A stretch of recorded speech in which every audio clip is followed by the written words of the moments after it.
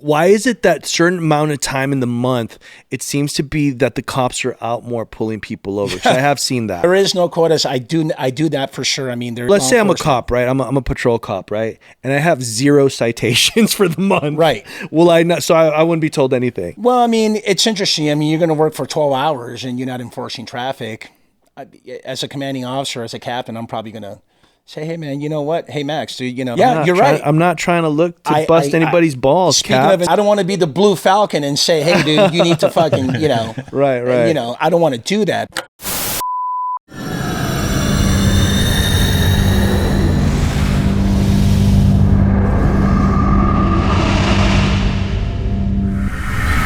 Welcome to the Dive In Podcast. I'm your host, Max Stecker, and today we will be diving in with no other than Marlon, the IA guy from IG. Marlon, welcome, man. What's up, dude? What's up, bro? What's up? What do we do? We're slapping over here. We're going. Oh, yeah, you gotta get that microphone nice and close to you. Before I even forget. Come on, man. Hey, look at that. Look at this. Got it. Yeah. I'm part of the club. You're part of the club, man. I'm part of the club. There you go. Let's go. Let's do this. I'm on it. Go. I haven't done a cap on the pod yet, so this is my first one. That's awesome. Let's do this. Let's get into this. Yeah. Okay, listen, man. Internal affairs. That's what you. So you were internal affairs. Is that what you did? Yeah. Because so, the podcast is about being the IA guy. But were you ever IA? Right. So one of the things that I told myself when I retired over 3 years ago was, how is it that I can give back to law enforcement?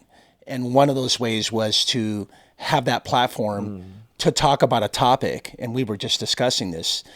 It's a function that's just very taboo. It's very hush-hush. Yeah. Nobody, when I say nobody, meaning cops, they don't really like to get into like, hey, you know what? Let me tell you when I took some suspension days because of this. Right. Or, I got into a shooting, all the tactics, dude, the department, just... they really went after me and they made me feel horrible for, doing something where I had less than 2 seconds. Would you say that there's a code? Because I know like, it's kind of like being in a brotherhood, right? Correct. Being a cop, because you have to have each other's back because it's like life or death situation, right? We're the thin blue line. Yes. Right. And so it's kind of one of those things where it's like, do I get his back or hers back all the way, to like backing you up when it might be a little gray? Or, do I have to do the right thing? Because I could be looked at as a snitch. Correct. Right? And then everybody's like, man, fuck that guy. I don't want to be on the fucking car with him. That's right. Snitch for us, in our culture, we call them Blue Falcons. Blue Falcons? Yes. That sounds for buddy fuckers.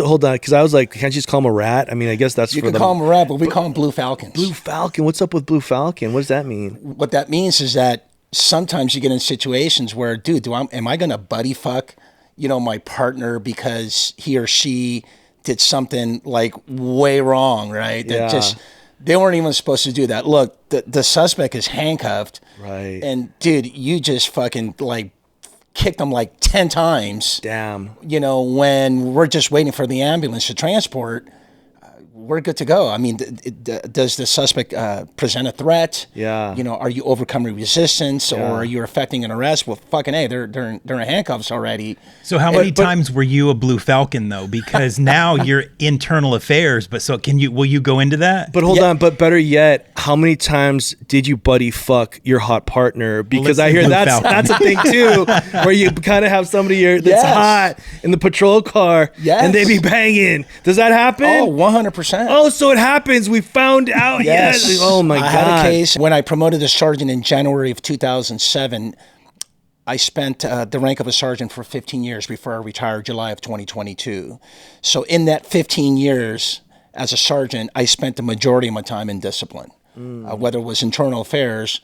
But LAPD is so big of an organization that you actually have a unit also of defending cops. We call it Officer Rep Section. Yeah. So you can actually defend cops. So I was fortunate to work both sides of the table. Wait. So you were like in the precinct when all that stuff was going down with OJ and Nicole Simpson.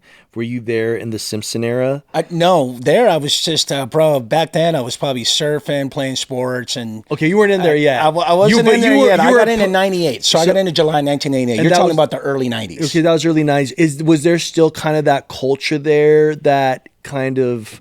you know, dirty cops kind of planting evidence and all that kind of jazz? Was that still kind of going on? Well, we all know that the Rampart scandal is a landmark, I should say incident, right? It's a landmark culture amongst police that took place in the early 90s to the mid 90s. Right. Almost close to probably after 1995, 1996, it started, I suppose the culture started fading away, if you will. Right. And let me explain. So you have this officer named Rafael Perez and Officer Nino Durden, who were in Rampart Crash, the gang unit in Rampart. Right. And basically they were acting like Pablo Escobar in uniform. These dudes were fucking thugs. They were drug dealers. They were what movies are made about. Right. Right. But would that be because it was so bad in the streets that they would rather take some sort of control because there was so much chaos? Or were they just bad motherfuckers and they'd be like, yo, it's time to crack some heads and make some money and let's do what we got to do because this $20,000 a year ain't cutting it? Right. A little bit of both. So it's a little bit of both. So there is this theory called noble cause corruption, where if you're pressured to do and to perform, hey, you got to get guns, you got to get felonies, you got to do police work. Right. And you will cut corners Right. to appease your superiors. Right. Right. So there's that element. Well, like Max was saying, though, about the O.J. Simpson thing, like that bloody glove didn't fit his hand, right? Yeah, but did you know his gardener was a serial killer?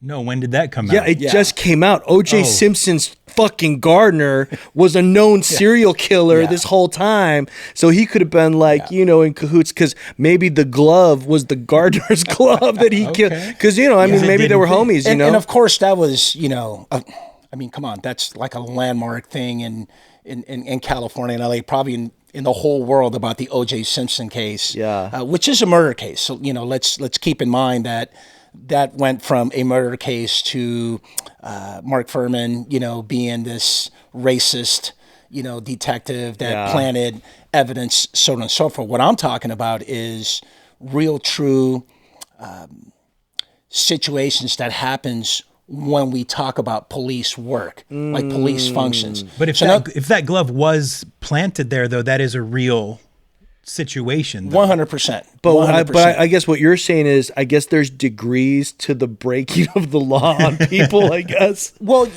look, simply put, that back in the early 90s and mid 90s, let's just say you live in Rampart, you know, South LA, what we used to call South Central. Right.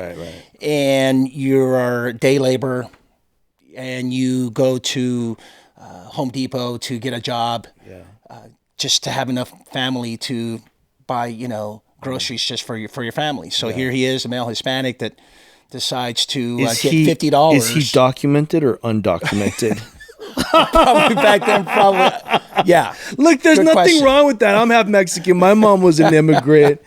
And so what happens is that father, right, decides to go to the liquor store, walk to the liquor store, buy milk, eggs, you know, and the needs for the family. And by the time he walks back to his apartment, here comes the gangsters, and they're just jacking him up for $50.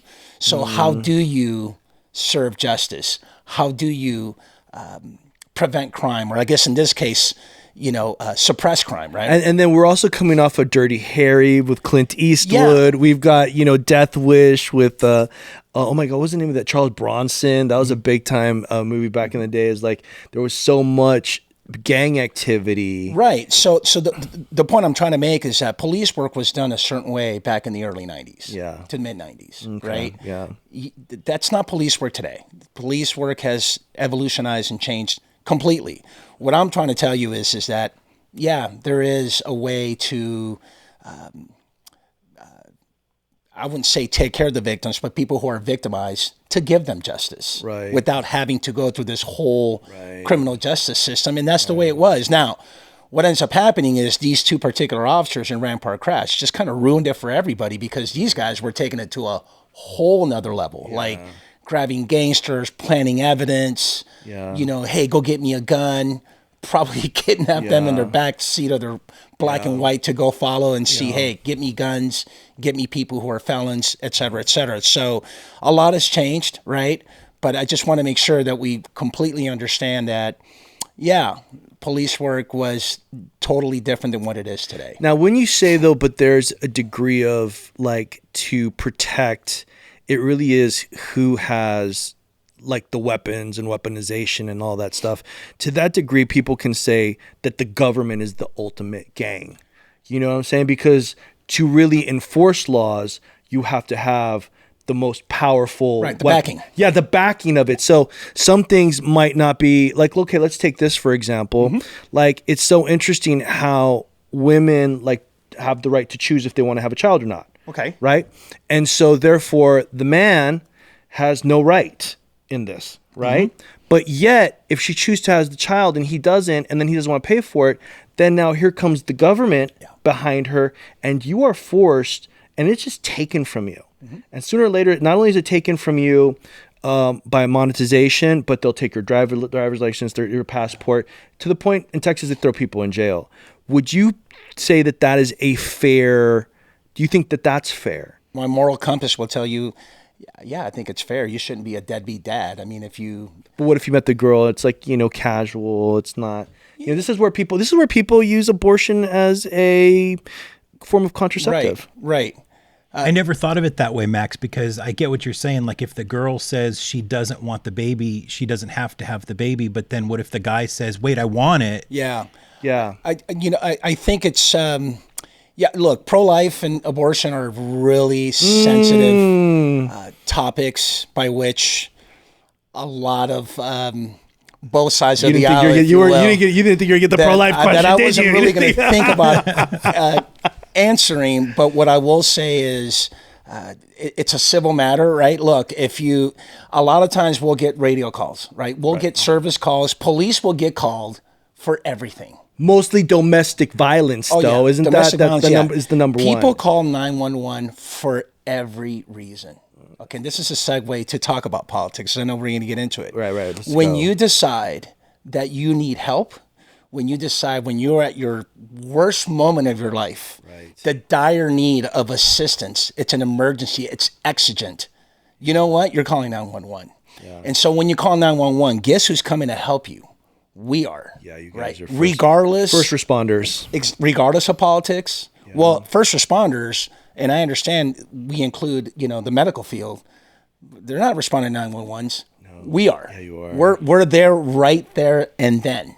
And we have to do whatever the law abides us to do. Sometimes, hey man, sometimes you cut corners, sometimes you don't. And what I mean by that is not everything is an arrest, right? And I don't want people to get the impression that we cut corners, all the time. But just know whether it was the early 90s, right, or today, you're going to call 911, and we're here to help you. Yeah. And people have their opinion about law enforcement. Yeah, both sides of the aisle do. They do, yeah. Is there a shortage of cops especially in the Valley? Because when they call 911, cops are making like 6 figures a year, dude. They make like over $100K. Yeah. To answer your question, absolutely. When I think it was a point when, I want to say maybe 2001, 2002, we were close to 12,000. We were at 11,200. Today, you're probably even at 8,000. Really? Which, don't quote me on this, but I think they're the lowest since like 1985. But here's the thing. When you say they call 911, sometimes is there a priority list? Because some people in the Valley post that like police don't show up. Correct. And that can be an issue if someone's breaking into a house. Yeah. But that would take priority over, 100%. My dog got ran over in the street. Right. So to answer your question, there's non-priority calls and then there is like priority calls, right? I mean, at one point, response time was like maybe 2 minutes. Now it's probably going to be maybe 5 to 6 minutes. Wow. And a lot can happen in 5 to 6 minutes. Of course. Wow. Right? Hold on. And you're right. Everybody always, how come cops not here? How come cops are not here? Well, look, I'm not advocating for you to say, hey, call 911 and say, look, someone right now is in my house and they have a knife, pointed at me, or I'm being held at gunpoint. Well, and you give them more information, guess what? We're coming here, code 3, lights and siren. Wow. As opposed to, hey, I heard some door knocking. I looked out my Ring camera, and there's this dude that looks kind of weird, and you know what? I need the police to respond. Probably a little difference of response, right? And we always got to keep in mind the rules of the road and, you know, us hauling ass to get here. So is it legal to have a DUI where, you know, where they're, what's it called when they're pulling you over? It's a checkpoint. DUI checkpoints. Okay, so I've seen DUI checkpoints during Rosh Hashanah, right? And they're pulling people over at 4:00 in the afternoon, and I'm like, is that legal to get pulled over at 4:00 in the afternoon during a holiday? Ask for ID or what's that procedure, and is that legal? Good question. I'm not really much of a studious person as it relates to DUI checkpoints, but I will say this, because now you're taking me back to my law school days. There is warrantless search locations that there is case law where you can have checkpoints.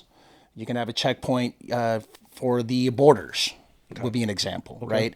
And DUI checkpoints are legal due to the fact that if you take the totality of the circumstances, hey, in this particular area, we've seen this amount of people speeding. There's been this amount of people with impaired driving, et cetera, et cetera. So you do like an assessment to create a DUI checkpoint. So those are all legal in nature, yes. So I'm going through a DUI checkpoint. What are my rights as I'm being pulled over, as the cop is asking me questions? Because I've seen people be like, I will not, I don't have to identify, I don't have to like give you a driver's license. Such a great question, because as you can see in my Instagram page, I do a lot of videos that pertain to this particular topic. Yeah. In my days in patrol, and again, this is like 20-something years ago, right? Speaking of police work, I talk about culture. Dude, that was never an issue. I pull you over. Let's take your DUI, for example. Yeah, if I feel as though, if I'm walking up to you and I see your eyes like red blood shot, right? And you're like, hi, officer, yeah, you know, I just have to party. See, I wouldn't do that. You know what I'd say to you? I'd be like, dude, you caught me. I was on my phone. I'm sorry. There you go. I would just say. And back then, we didn't even have phone laws. But what I'm saying is that, you know, specifically to DUI checkpoints, you got to have DUI expertise. Right. Right? You have to be able to observe certain behaviors and certain body language and movements. So then you're looking for the sloppy guy. Then you're looking for the sloppy guy in the checkpoint. Right. So, but then I'm contradicting myself, because if I'm just a patrol officer, right, and I pull someone over for running a stop sign, bro, and I look up and you're reeking of alcohol, right, and you got these bloodshot, watery eyes, and you're like, and you say, dude, you caught me, you know, I think it's probably the reason why you kind of ran that stop sign, right, and then I'm going to do, you know, the standard field sobriety test, you know, and all that good stuff. But back to your point, I don't understand how people just disregard the police. No, I'm not going to give you my ID. It's a law. And here's the deal. The state of Florida is fucking hardcore. Love Florida. Oh, dude, Florida that's Ron DeSantis over there, Florida, dude. And just so we educate your audience here, an infraction is just what it is. Yeah. It's meaning if you show me your ID and you truly believe that you have a valid driver's license and you show me your insurance and your registration, you're either there's only two things that are going to happen. One, you're going to get a ticket, a citation for whatever that moving violation is, or non-moving. You weren't wearing your seatbelt. You were talking on your phone, whatever. Or a cop might use spirit of the law and say, you know what, I'm giving you a warning. You know, make sure next time you don't do something like that. Does a ticket and a warning happen because are there quotas? No, there isn't. That's legal. You can't have quotas. I was just going to ask that. I was like, why is it that certain amount of time in the month, it seems to be that the cops are out more pulling people over? I have seen that. There is no quotas. I do that for sure. I mean, there is a California Vehicle Code.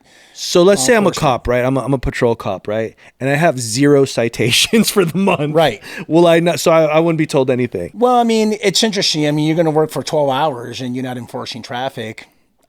As a commanding officer, as a captain, I'm probably going to Say, hey man, you know what? Hey Max, dude, you know. I'm just protecting out there. Yeah, you're right. I'm not trying to look to bust anybody's balls, Speaking Cap. of, exactly. I don't want to be the blue Falcon and say, hey dude, you need to fucking, you know. Right. You know, I don't want to do that, but to the point where we're just talking about, you know, a citation. Right. Dude, drivers and all these YouTube videos that you see all over social media, they take it to another level and say, no, basically, F you, I'm not giving you my ticket because I didn't do anything wrong, is what they'll say. Well, some of them, they might be thinking you're impersonating an officer, though, because isn't that a thing? And they're afraid that, and then you have to show your badge, and then some cops won't want to show their badge or identify themselves. You know what? I have a hard time accepting that. I just think that what the presence of a police officer or law enforcement was 20 to 25 years ago, what it is today, it's been diluted. It's been watered down to the point where I'm having to question and posture why you're a police officer. And I blame that on the media.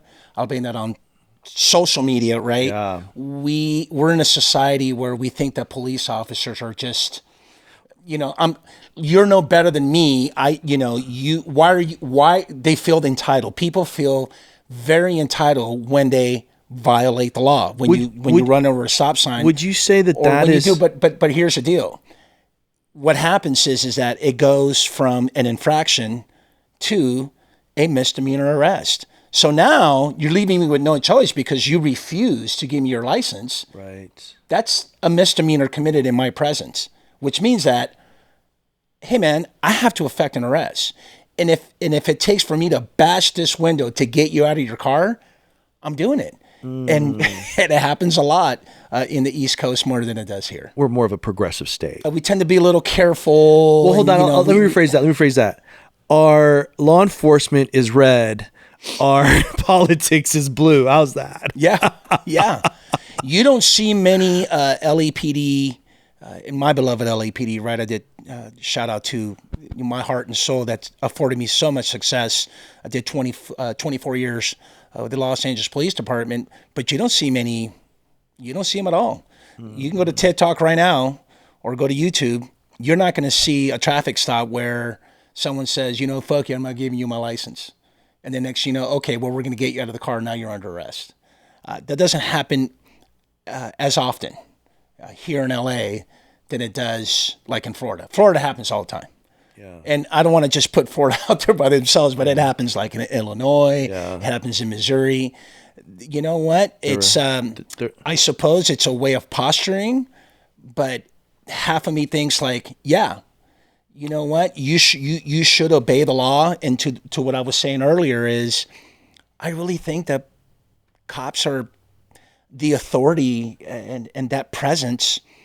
It's not as authoritarian, if you will. Yeah. Well, where did Rodney King happen? Wasn't that in California? Right here, yeah. So I mean, Foothill Division. I mean, talk about getting your ass beat. Yeah, but then again, you're talking about an incident, again, a landmark incident that happened back in 1991. 1990, again, goes back to what I was saying early.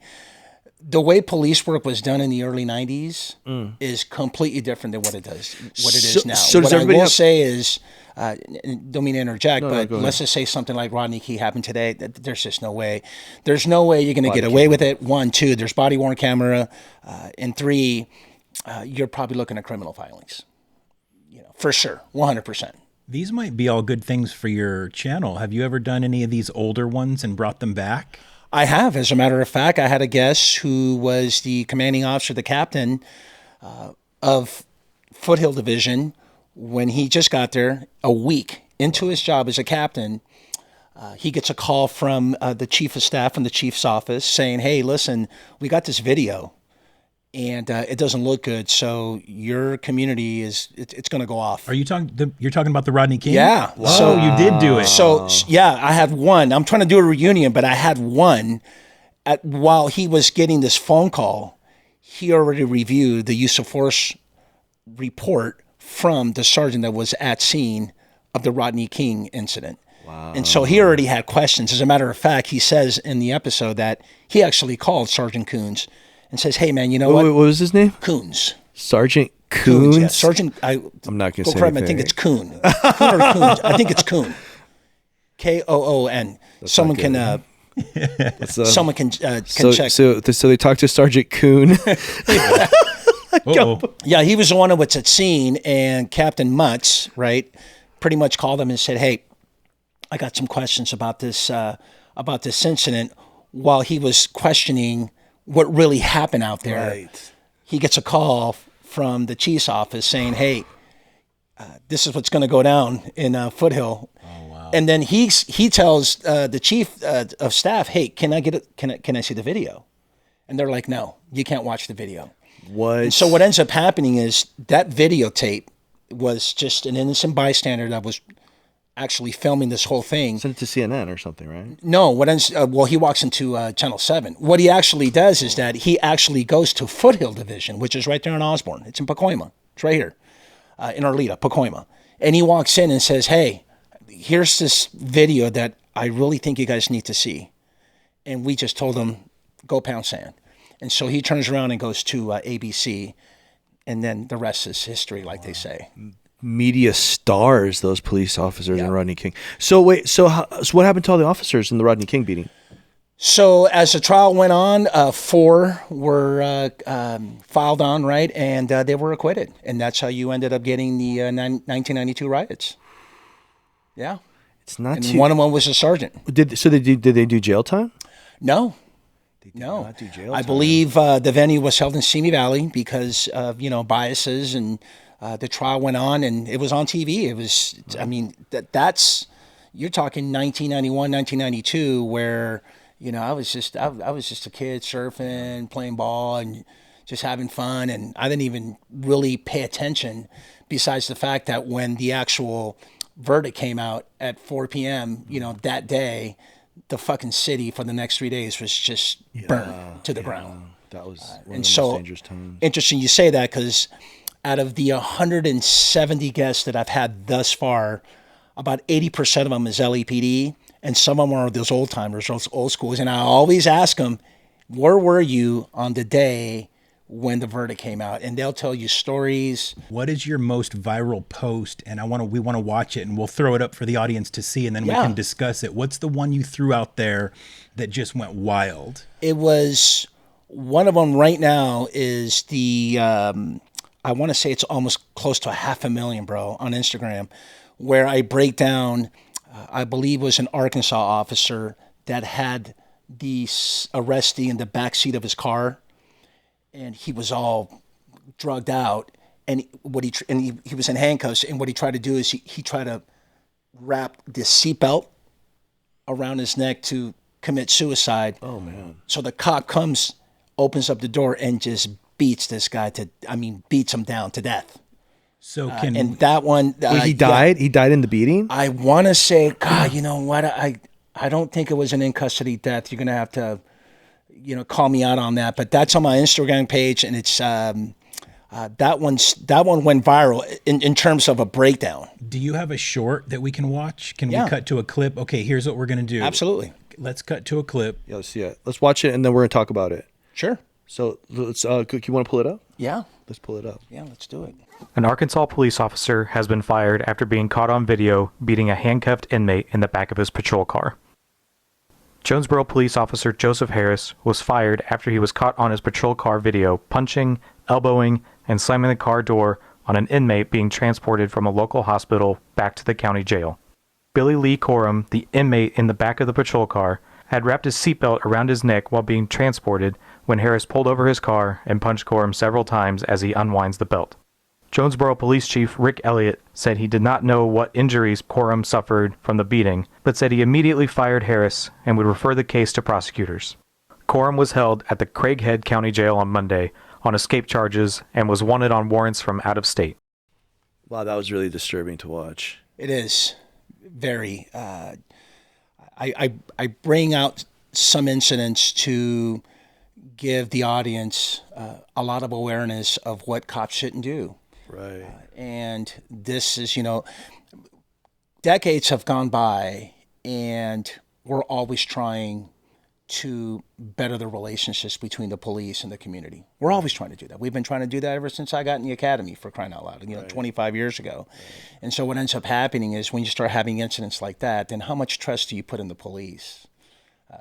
And if you take the circumstances of this particular incident, granted, he's in the back seat and he's cuffed and you're taking him to jail, right? Yeah. How much are you going to benefit by you, punching them and punching? It's like you said, it's just very disturbing. And you know what? We don't need officers like that. Well, let's talk about the George Floyd incident then. Let's talk.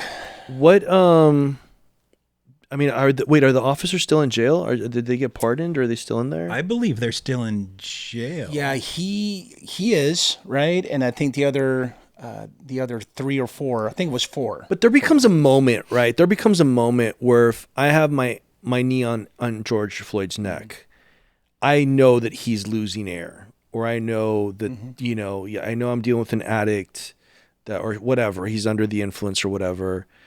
I also would have the common sense, I would think, in that moment, because believe it or not, I was a security guard bouncer in my 19 to 21 days. You had your fair share of knees on necks. You had your fair share. And I've choked some people out, right? And at a certain point, I go, I think I need to loosen up the grip, right? I mean, Higan Machado is my BJJ coach, right? So, but I'm also a lot bigger than most guys, so I have an idea of, because he looked like a scrawny little guy, that cop.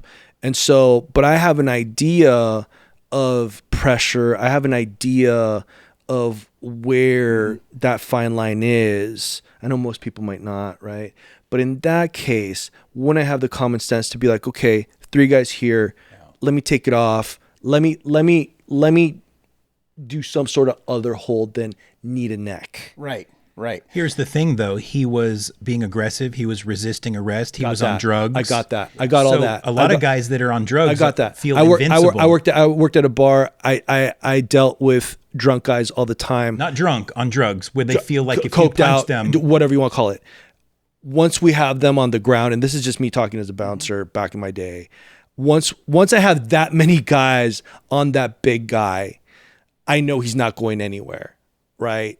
So that's why I'm saying, if I understand, I mean, this is another thing, as the professional, is like, I should have a gauge at what sort of control I have on him. Right? Right. I mean, that's fair. Right? I mean, what's your take? My take is several. So from the lens of law enforcement, whenever you apply force in one of those circumstances, to apply force is to effect an arrest, right? You have to pretty much justify all your actions. So policies that police departments make for the rank and file, certainly you can violate policy.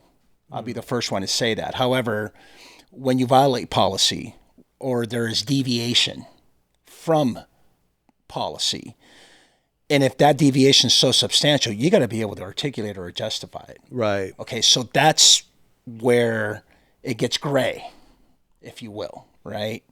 Now, my understanding from this case is that there was training on that technique, that specific, and we're not going to get into the training or how it was actually instructed, but my understanding is that that's a technique that has been used, right, or is still active in the policy. And so we can all agree that that's probably not the first time that he's used that particular technique. Right. He's probably used it. I mean, he was a 19-year veteran at the time. And so to him, that's normal, right? To others, people are taught different ways. I mean, we're talking about Minneapolis, state of California, something like that probably wouldn't occur. Because when you have when you effect an arrest and you want to be able to, it's what you call a takedown, right? So here you are, you do a takedown. It's what we call body weight. Got it. Yeah. So that body weight, depending on the circumstances, might be 1 officer, 2 or 3, who knows, right?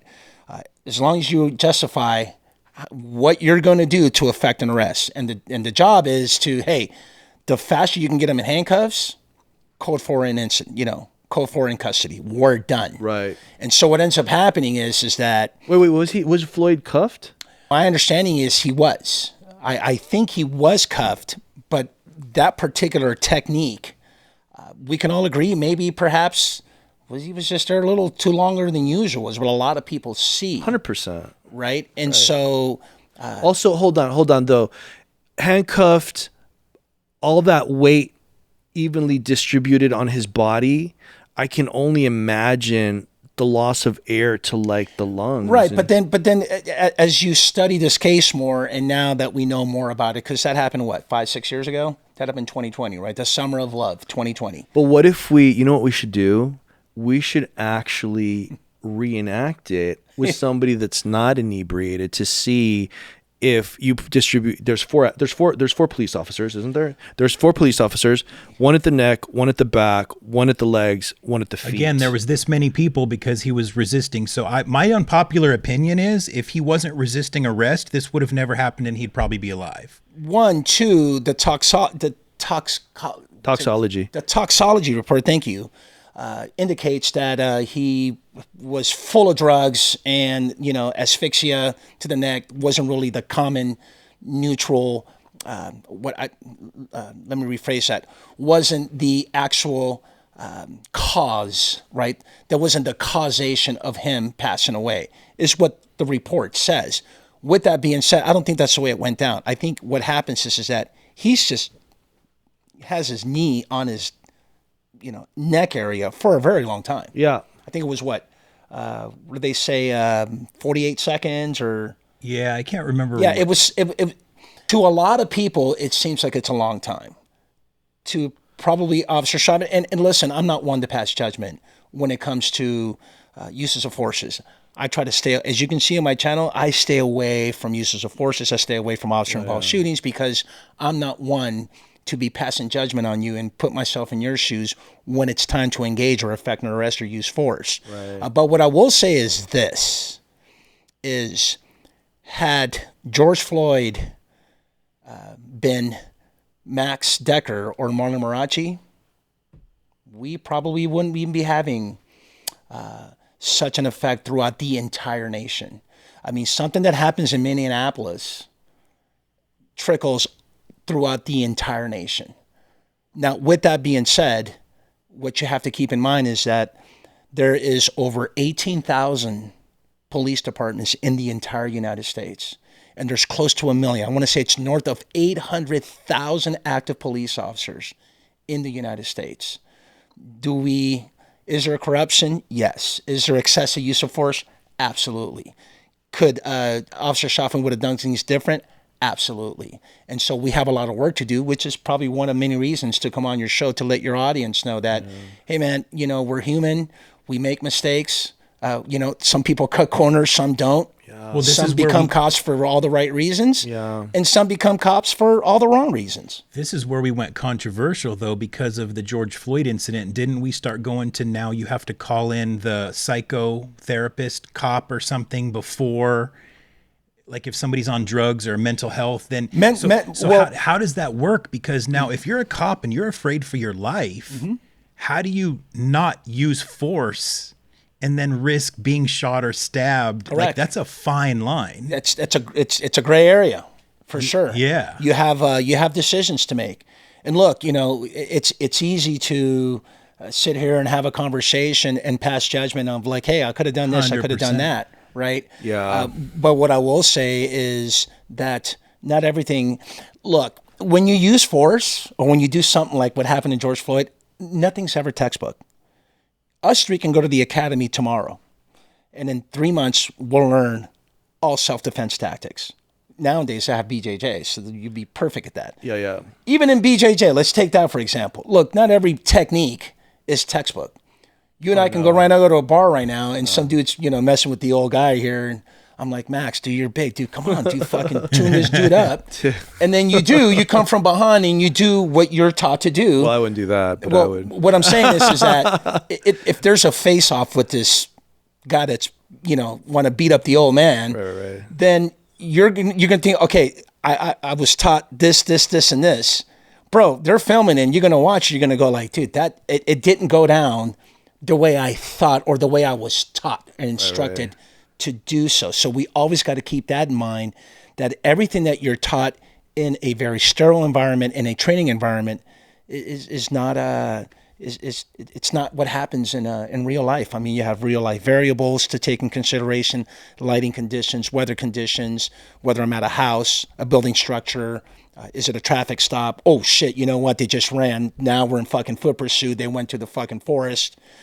So all these situations causes you to deviate, Sure. right, from policy, from what you were taught. I mean, you actually. The question is when you deviate, and to you, substantial might mean this much.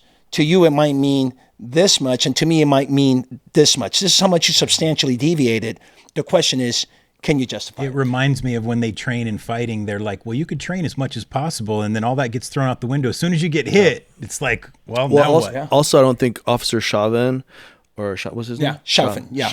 Chauvin. Yeah. I didn't think he was gonna be the poster child for CNN and go to jail 100%. after putting his neck. Oh, no, on that 100%. man's knee, his knee on that man's neck. Yeah, look, if you were to ask him today, I'm sure if he sat here on the couch and say, hey, dude, is there things you could have done different? He probably would. I'm sure he would have said, oh, absolutely. Well, hopefully 100%. he found Jesus in jail. Well, I mean, to the point where my thinking is, this is just me making an assumption, is he's probably going to say, hey, man, you know what? Wasn't worth it. Well, not only that, my thinking is, hey, dude, this is the technique that was taught when I was in the academy.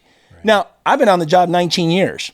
The last time we did some use of force update training was fucking in the academy like 19 years ago. So should he get his job back if he gets, and when he gets released? That's not going to happen. That's like maybe in Florida, but not not in Minnesota. Because am I wrong? Did he actually get labeled as a racist also for this?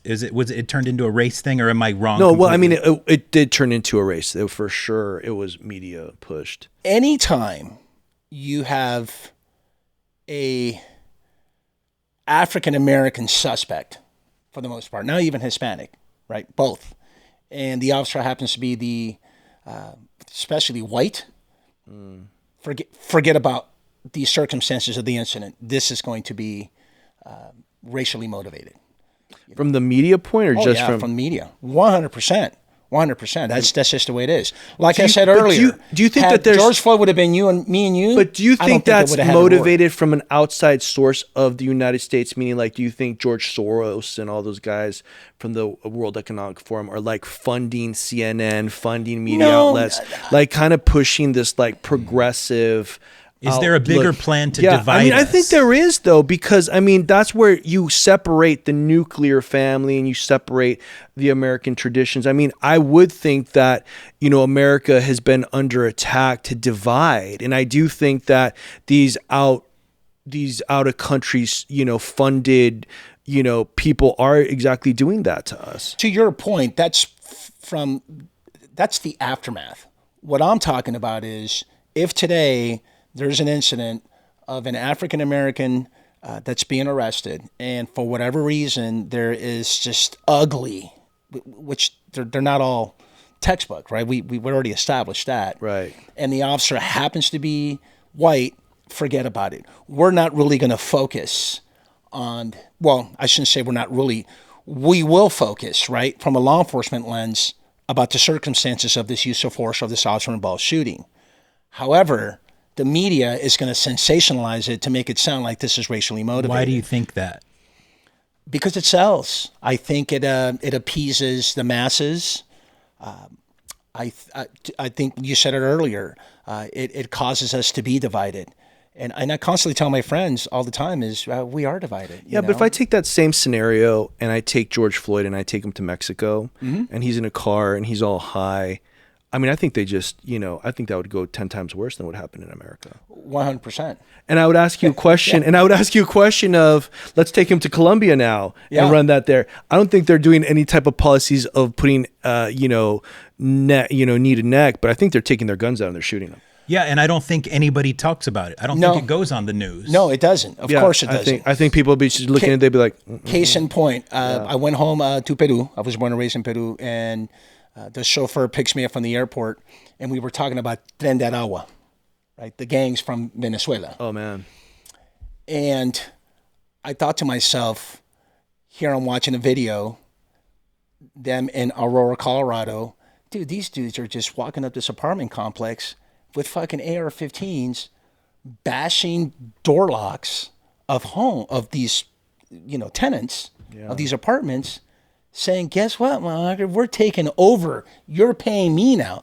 That's what people leave these third world countries to come to have peace and, the land, the land of opportunity, right? Here we are. And I was just appalled. I mean, I've been living here for 45 years. I've been here since 1980. And I never would have thought that I would see, such a scene that's real. This is real stuff. Yeah. Well, I was talking to the chauffeur about it, and he goes, oh, first of all, there's this city called Puno, which is up north, like in the Andes, like in the jungles, up in Peru. And Tren de Aragua actually tried the same thing to conquer this little village.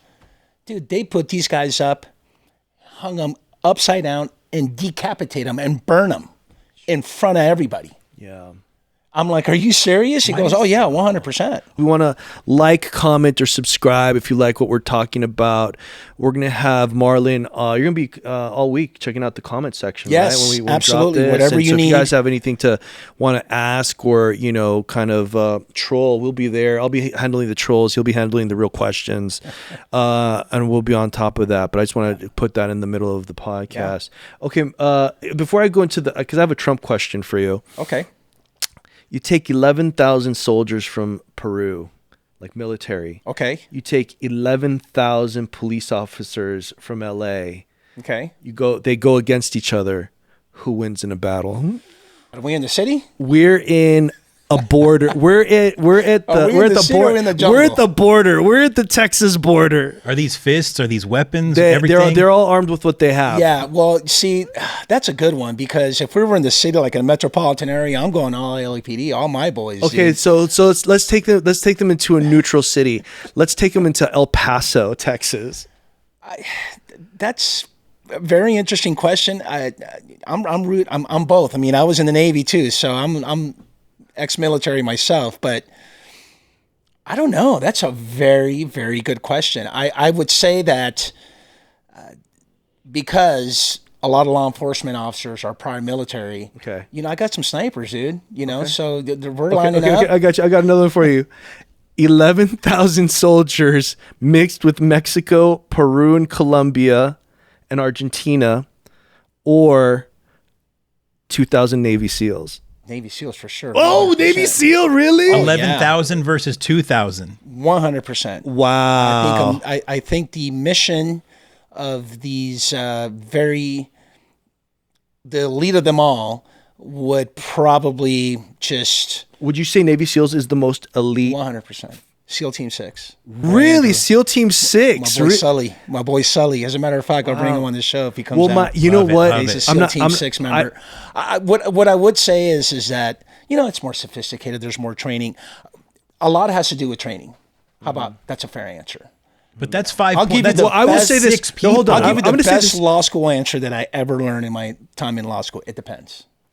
Right? Because that's almost 6 people on one, though. That's 6 True. SEAls on one. Yeah. Almost 5.5. Well, it depends, right? You got the sniper, the night before who is just going to fucking tell. I mean, come on. That's true. The American sniper, bro. I mean, hey, I know the guy. I know the guy that they call to put together the team to go into Afghanistan. And pull out all the Americans that were still in there. Yeah, really. What I would say, when you start talking about mission specific and the amount of training that SEAL team members do, outweighs anybody. Just you're talking like my peeps, soldiers from Peru, Mexico, and Colombia. Wait, do you guys go paintballing? Do you guys go paintballing together? Like, do you guys? No, but interesting you say that because I was reminiscent of my days in the academy. We had a tactics session where we were in paintballs. Yeah, where we didn't know. What I the hear you guys were. can be real motherfuckers and shoot each other in the balls and the head and stuff like that. Could be, yeah. You guys, I'm not a paintball guy, but that was kind of. But I think those SEAL team guys do that though. They'd be like, "I got him right in the balls." Do you think they support Trump or do you think they're progressives? I'm not big into politics. Well, that's not true. I don't talk politics a lot. You don't. But because did you vote? I mean, it doesn't matter. What if I you will were say born in is California, this: public safety should be number one on both sides of the aisle. right? And history has shown, right, in the past where it's not. You know, the movement of the defunding the police was very, very left. You know, and we are, we've done a great job to recover from that. Because now, police is looked. We're still trying, right? We're trying every day. You know, incidents like we just watched doesn't help. And not to go back into it because I don't want to spend time on it. I want to move on. But defund the police came from George Floyd. 100%. Yeah. We should reimagine the police. And to my point, like I said earlier, well, in the end, look, no matter what side of the aisle you're on or how you feel about the police or politics, you're going to call 911. Of course, nowadays, it's probably going to take you a little longer, but you're always going to ask the police to help you. For sure. Whatever that help may be or what those circumstances are, we're going to show up and help you out, man. Yeah. And so to me, it is my belief that the right has always been for the most conservative people do support law enforcement do you think to a higher degree than the other side. But the Democratic Party did change, didn't it? I mean, because it used to be liberal and now it's become something else. Wouldn't you agree? I mean, this whole new Democratic Party because, Bernie Sanders and AOC are socialists. I mean, they straight up are presenting socialism to the country, right? And that's really goes against capitalism, correct? Mm-hmm. And so to see that kind of support, when you say that along with that type of economic help has been this undercurrent of also eradicating police or we've been labeled really bad names on the other side of the aisle. I think at one point we were labeled what was that I saw or I heard on CNN was we are agents of racial genocide. That doesn't sit. Yeah, that's gaslighting though. I mean, they're gaslighting. They're just in your lens, but in the lens of a law enforcement officer, when you're calling 911, when in my second year out of the academy, I respond to a suicide in progress, and I have a 19-year-old UCLA student with a knife stuck into her stomach, getting ready to commit suicide, and I talk her out of it. She drops the knife, opens up the door to the bathroom, sits with me in the living room for 2 hours, and I got to know exactly who she is. Yeah. I got a problem with people label me as an agent of racial genocide, right. Pigs, killers. Those are terms or words that it doesn't sit well with a lot of police officers because, again, when you're calling 911, we're here to help you. And so what I try to do in the podcast is just bring another lens of the inside of the internal issues. You want to address the name calling opposed to being like, whatever the fuck. This was 24 years of my life, where, we give up a lot, man. I mean, who is going to sign up for, I think at the time it was like $60,000. I know you said earlier it's a six-figure income, but really, you're going to take a bullet for $100,000? Yeah. There's other jobs that you can work hard for $100,000 where you're not risking your life every single day.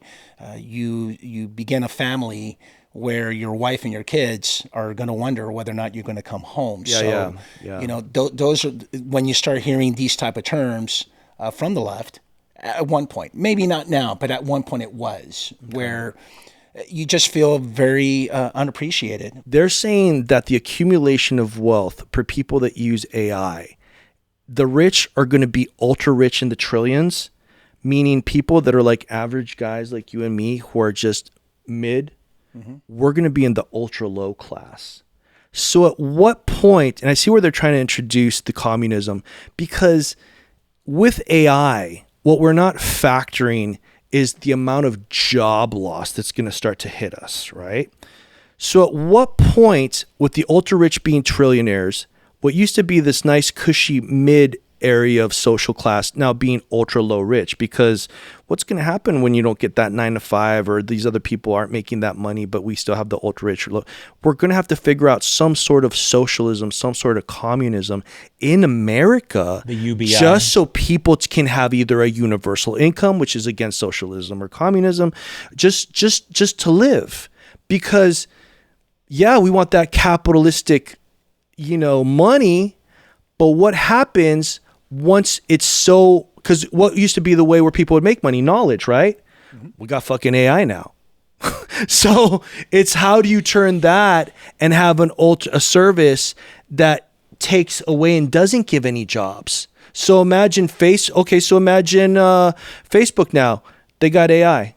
We're going to let all of these 2,000 employees go, right? So what is the play? So the play becomes, for capitalism to reach its highest form, it's going to have to switch over sooner or later to some sort of communistic or some sort of socialistic type of values. What's interesting is I think there will be a lot of people who play against AI and start businesses where it's not part of AI, so that culturally as a society, we don't go there like that. Remember during COVID, how all of the gyms stopped working, and then there were people literally opening gyms and saying, hey, if you're vaxxed, you can't come in. Yeah.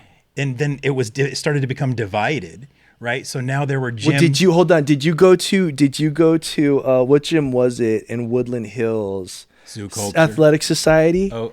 When the pandemic was going on, I know that was a gym you didn't have to wear a mask. It was Zoo too. Zoo did it, yeah, but they tried to come after Bradley really hard. They charged him with like ridiculous. I mean, that's a good point of like, look at the city coming at somebody, trying to come at them with all these fines and allegations. Well, I didn't mean to take away from what you were saying, because you were making a good point. I just meant there were people that opened up gyms and said, if you're vaxxed, you can't come, because ultimately it was like there were gyms that said, if you don't get vaxxed, you can't come. So it ended up being, so to your point, AI, people might start businesses to say, hey, if you fuck with AI, we don't want you, to keep more of a human interaction within society. Does that make sense? I get what you're saying, but more importantly, how is AI and robots started to get integrated into like be police officers, and AI started to follow even certain police officers, telling them what to do and catching every moment. Well, when I have a neighborhood in Beverly Hills, let's bring it back to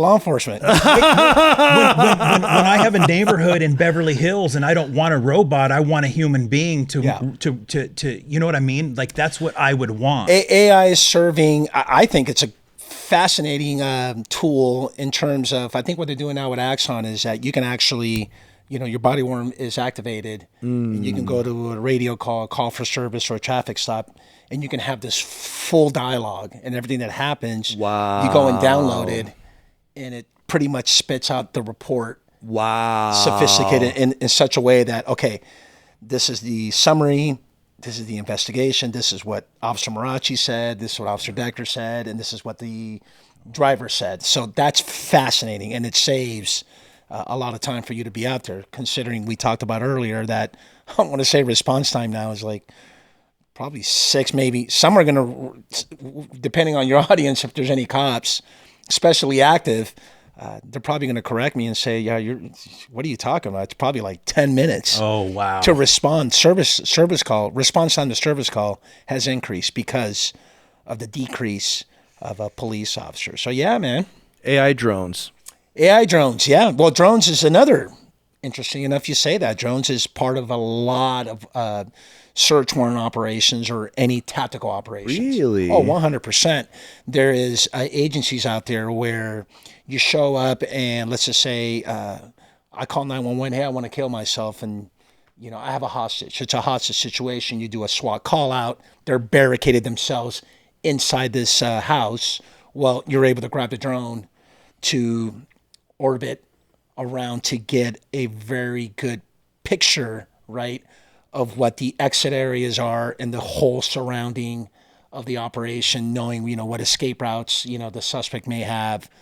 Some probably even have cameras where you can see through, so drones has been in existence for a lot of tactical operations in law enforcement. I want to say for like 5, maybe, I think we're going probably 5, close to maybe even 10 years for that matter. How about drone vehicles? That would be interesting. What's Blue Consulting? Blue Consulting is the firm that I started where if you're an officer who, for the most part, has been served with an internal affairs complaint investigation, and for whatever reason you got terminated, your next level is to appeal your termination. And so they hire me to look at this investigation with a fine-tooth comb from beginning to end, and I'm able to tell you based on my expertise whether it's very biased, it has a lot of holes, and the investigation was just not done rightfully, right? And so, and I've been hired, and unfortunately, a lot of the allegations are dishonesty, or what the department has accused a cop of lying. And so to me, I take that very, very serious. And I'm very passionate about accusing someone of serious misconduct, right? Being untruthful, lying, dishonest, false statements. It's my way of giving back to law enforcement. I think we get caught up a lot on the incidents from the from the public's eye. Have you had any retractions being used as a consultant? No, not at all. No, I mean, I kind of cherry pick my cases. Like, oh yeah, the department got this wrong, and and it's a way of kind of educating you. Like, hey, dude, don't be like accusing someone of fucking lying if you really don't know the whole story. You know what I'm saying? Right. So what happens is that, I mean, we spend so much time talking about these sensational incidents like George Floyd and the politics about law enforcement. But what we really don't really talk about a lot is what happens internally. With that being said, we're very good, or I should say we're pretty good, not like excellent, to tell the public about critical incidents, about a shooting, or someone an in custody death, someone dying in your custody in the backseat of a police vehicle. We do a good job in doing that, but what bothers me and what I've realized is that we use this buzzword transparency as if it's, we're very transparent. So the question is, well, okay, we're pretty transparent with the public, but how transparent are we amongst ourselves? And I can answer that question for you, and guess what? We're not. Now, Marlon, I wanted to kind of turn to another question because it's a hot topic right now. You know what's going on in Chicago, Illinois, right? Yeah, I mean, it's Armageddon over there, bro. So the governor, the mayor, they're going against the president who brought in the National Guard because the city has, I believe, one of the highest death rates in the country. So now the mayor and the governor are putting orders to the local PD and the sheriff's department to take on the national troops.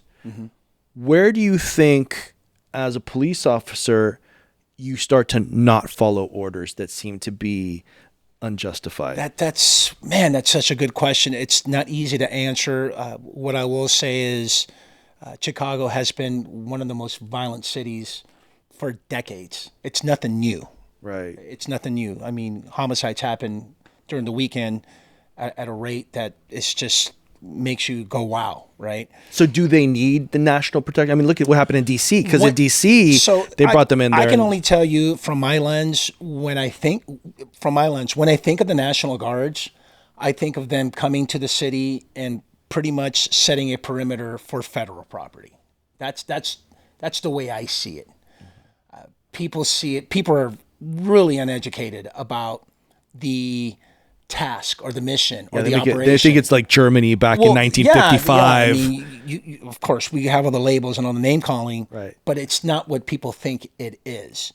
It's not like I'm the National Guard and you work for Chicago PD, and I come to you and say, hey, Max, dude, let's get in the car and go fucking fight crime. No. That's not what's happening. I just want to make very, very clear. What's happening is that, yes, you need the presence, right? Yeah. Because if I'm up to no good, doing a score, trying to loot and, kill the local gang member, and I see a fucking tank, with dudes' uniform. But there's people spitting in National Guard's faces and ice and they're spitting in their faces and provoking them. Do you think that they're within their justification to take them down and be like? I'm so glad I'm not a cop, man. I don't know. I'd probably get in trouble. I'd probably get an IA myself. Really? Oh yeah. Fuck around, you find out. Huh? Yeah, exactly. That FAFO mentality, right? I mean, look, you're human. People react to to things differently. I don't know. What I will say is that scare tactics, deterrence works. We have, and I think it's still to this very day, at the Van Nuys plant, right? The plant is the Van Nuys where the theater and all the shopping centers across from, next to Home Depot, right there on Van Nuys and Satico. Yeah. Okay, we call it the Van Nuys plant. It's a big old shopping center. We used to put an old black and white police vehicle right there parked. Funny. So when you decide to go and loot or do something, or commit a crime, if you will, burglary, robbery, whatever, you're looking at that car going, dude, the cops are here. Right. 7-Eleven puts the cop on the window now. Yeah, you see dude, that? It's like there's the a car on Zelza to this very day. So I drive like I go northbound on Reseda. I make a right on Devonshire, right? So now I'm going east. And all of a sudden I make a left on Zelza, and there's this private, I want to say it's a Jewish school. I think it is. It's a private religious school. I think it's Jewish. Correct me if I'm wrong for your audience, but there's an old black and white. Dude, this black and white's like got to be built like in the 90s. Wow. Still parked there to this very day. Wow. And I bring all that up to say is that those are deterrent tools to get suspects, right? People who are up to no good, right, to not go out there and commit crimes. Unless they're paid agitators. Right, unless they're paid agitators. Then they're trying to get... Oh, no, yeah, 100%. I mean, what happened in downtown with the protesting for immigration is ridiculous. I mean, they were getting handed gas masks, and they were getting water, and they were putting signs saying, hey, show up. Yeah. We'll pay you $100 a day. Of course. Yeah, I mean, there's even like reporters trying to go in and infiltrate these organized groups. It's very organized. And they're getting beat, and they're like, they have an apartment, and they're showering, and they're like getting fed, and they're coming back, and they're agitating again. I mean, I think we lost Seattle. Did we lose Seattle?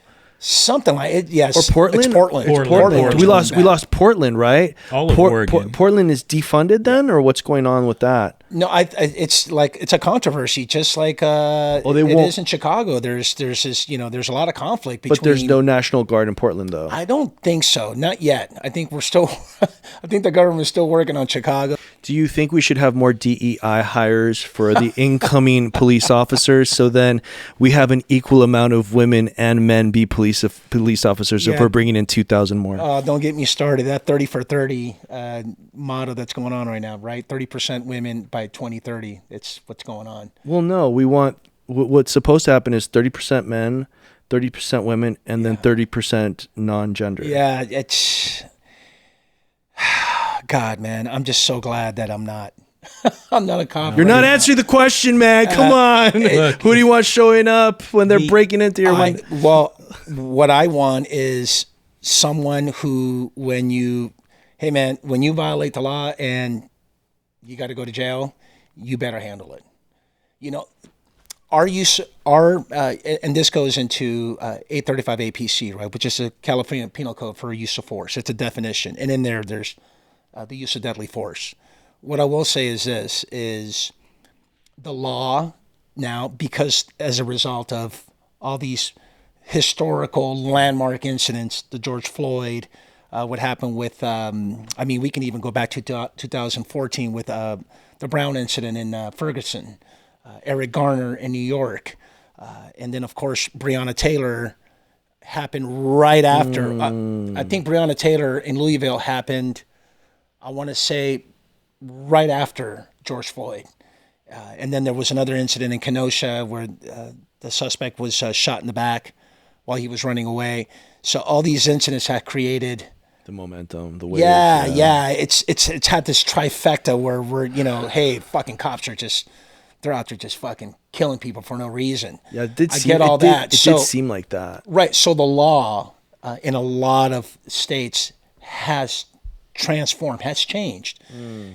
And rather than getting into the intricacies of the definitions of 835 APC, what I will tell you is that it's kind of like the law has been designed for you to get it on, which now BJJ, believe it or not, is part of the academy. I want to say LAPD has implemented BJJ in the police academy. So you got recruits. I've seen some purple belt girls take on some white belt guys and wipe the floor. So that's my point. My point is that if the law is designed that, hey, you know, you're going to jail, sir. Put your hands behind your head. You know, I'm going to cuff you up. You committed a crime. You're going to jail. Yeah. Fuck you, I'm not going to jail. Let's get it on. There goes the kneecap. Right? That's my point. And then you're like, well, dude, you get into your BJJ stands and you're fucking doing your shit. Yeah. Well, to me, it doesn't matter what gender you are. My thing is, especially as a sergeant, like if I'm a sergeant at scene, I'm not going to get it on, right? I might have to, but my officers, if you're a young officer today, it doesn't matter what agency and where in the United States, if you know that the law, it's kind of designed for you to fucking get it on, dude, you better put them on the ground, fucking cuff them up, co-foreign custody, and whatever it takes to do that, right? Considering, you know, let's not, you know, shoot someone, you know, or taser. People use a taser. Oh my God, taser's going to work. Well, taser doesn't always work. Again, hence that you should know how to fucking fight and get it on. I know. And a lot of us don't really have that in us, if that makes sense. Well, the head of the military, oh my God, Peter Hegseth. Yeah, he just came out and said, you guys will all qualify the exams for physical health. Yeah. So if you're in the Army, if you're in the Navy, whatever military branch you're in, I don't think that matters what side of the aisle you're on, man. And we can all agree, hey, man, you got to do some pull-ups. You got to be in shape. Yeah. As a cop, the same thing. That's not politics, bro. You came on the job. Yeah. Part of your job is to fucking fight, bro. You need to learn how to do that. And some people, respectfully, though. well, here's the deal. Like I told you earlier, I can deviate from whatever I was taught. Right. You know, dude, bro, if I'm in the ground and my gun, the suspect is going for my gun and he's got me in a near, what's it called? Rear naked chokehold. Bro, I'm doing anything, number one, to make sure I'm not going to die and get shot, or I should say, get shot and hopefully not die, right? I'm doing everything. Now, I probably didn't learn that in a BJJ class. I probably didn't learn that when I was in the academy, whatever wrestling, whatever self-defense class you took. But I'm doing anything and everything to do to fucking survive. And if the department wants to jam me up for, well, you didn't quite do it like we taught you. Right. Then you know what? Fine, I'm alive. You know, ding me for it, you know, jam me up for it. But that's my point. So again, I don't think it matters, you know, who you are. You just need to know that when you're doing this job and you get involved in this profession, there might be a time where your life is fucking on the line and you better fucking fight. You think you're going to use a taser? Guess what, man? These non-lethal, less lethal weapons, they don't always work. So it's going to get to the point where, all right, dude, you're going to fucking jail. I got to put you in cuffs and arrest you. Marlon, where can we find you? Definitely go to YouTube, the IA Guy for the police podcast, and of course on Instagram. Hit me up, man. It's the IA Guy podcast. And hey, man, I know you and I can talk forever. We're coming back for yes, sir. I like that round 2. I really enjoyed it. Never really talked politics, but gotcha. You kept it real. We'll take Chris and the Navy SEAL. There you go. Guys, thanks for joining us on the podcast. Thank you, Marlon. And see you guys next time. Please like, subscribe, comment. He'll be there all week. All right. Thank you so much.